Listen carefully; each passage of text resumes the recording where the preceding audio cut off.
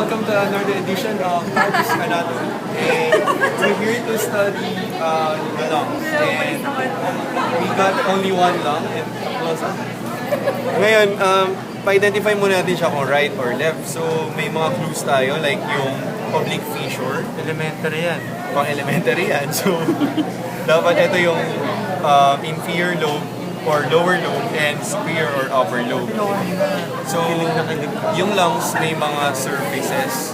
Anterior surface, costal surface, posterior surface, diaphragmatic, and mediastinal.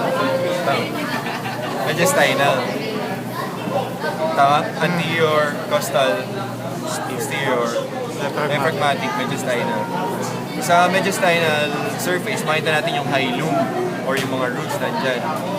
Yung, eto, madidetermine natin kung left lung, kung hyparterial or eparterial. Sa left lung, hyparterial, meaning hypoarterial, nasa ilalim ng artery, which is the pulmonary artery, the only artery which has the deoxygenated blood. Pulmonary artery, hyparterial bronchi, pulmonary vein,